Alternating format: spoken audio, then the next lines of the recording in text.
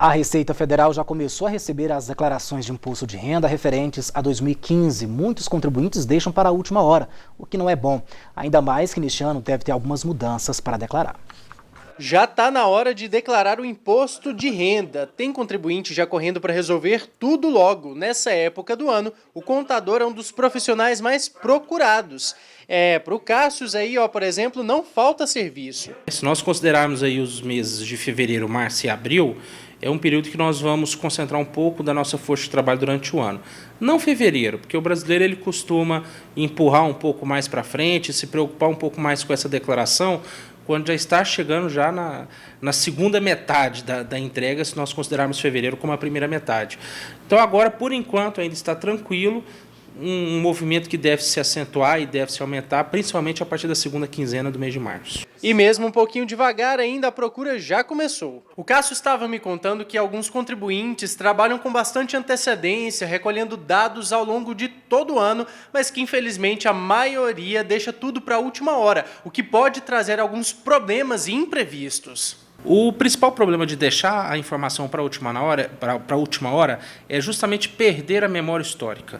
Então acontece com frequência de você estar com um recibo de pagamento, de uma despesa médica, algo eventual que aconteceu em relação a plano de saúde, em relação à educação, e que você precisa forçar para buscar entender o que aconteceu na época.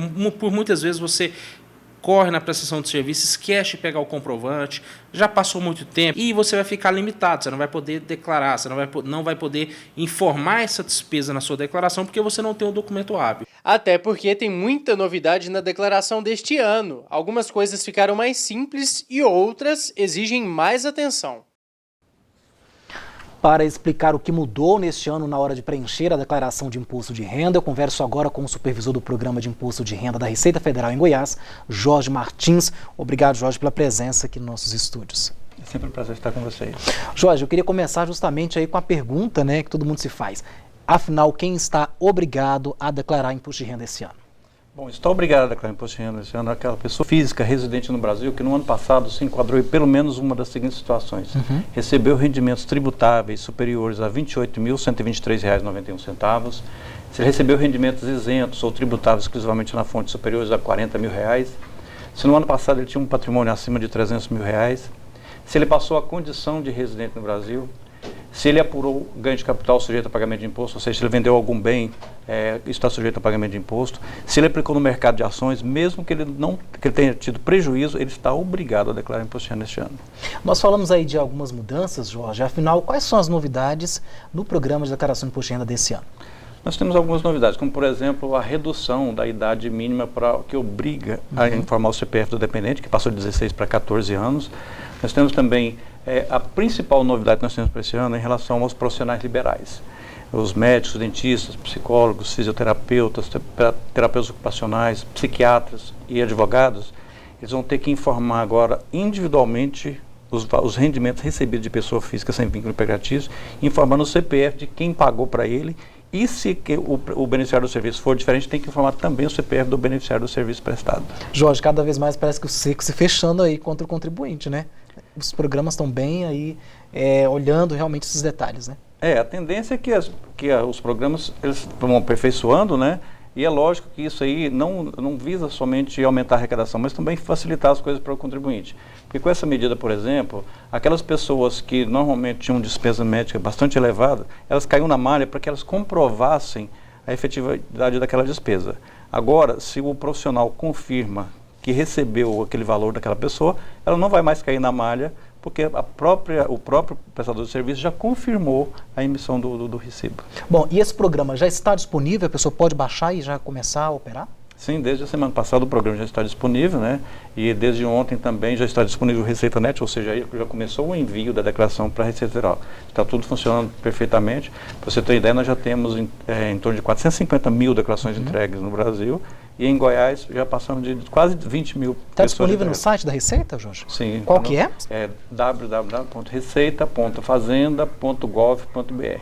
Ali então vai acessar o IRPF, né? Pega então o programa IRPF 2016, instala no seu computador, preenche e depois, com o auxílio do Receita Net, que é outro aplicativo que tem que baixar, outro programa, ele envia a declaração para a Receita Federal.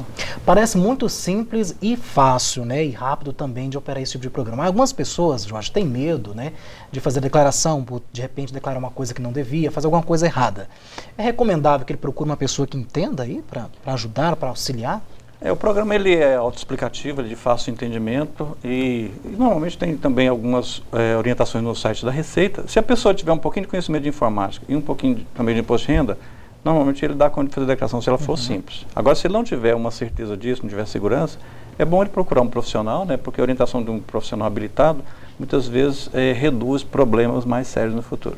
Em quais as situações a pessoa corre o risco de cair na malha fina, até mesmo a hora de preencher o formulário para fazer alguma coisa errada, né, Jorge? Normalmente, os principais motivos de declaração retida em malha é omissão de rendimentos. Porque o contribuinte, muitas vezes, ele declara o rendimento que recebeu de salário, mas às vezes ele tem um rendimento de aluguel, não declarou, e através da a imobiliária informou para a Receita. Às vezes ele tem um dependente que tem rendimento e ele declara somente as despesas daquele dependente.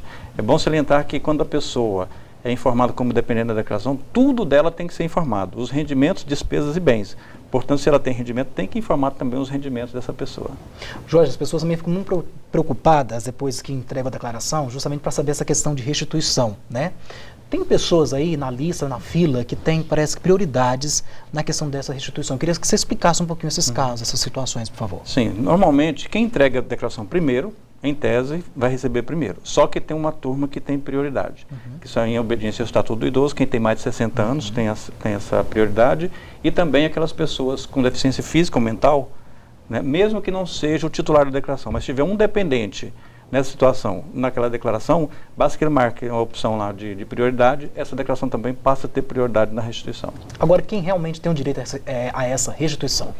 Bom, a restituição, ela, o que é? Na verdade, é um acerto de contas que a Receita faz da seguinte forma. Quando a pessoa recebe o salário lá do mês de janeiro, fevereiro do ano anterior, dependendo do valor que recebe, se for acima de R$ 2.500, haverá uma retenção do imposto, quer dizer, uma antecipação do imposto que a pessoa faz para manter a máquina funcionando. Então, aí, por ocasião da declaração de imposto de renda, ele vai fazer a declaração de ajuste, verificar o imposto efetivamente devido. Essa é a verdadeira mordida do leão.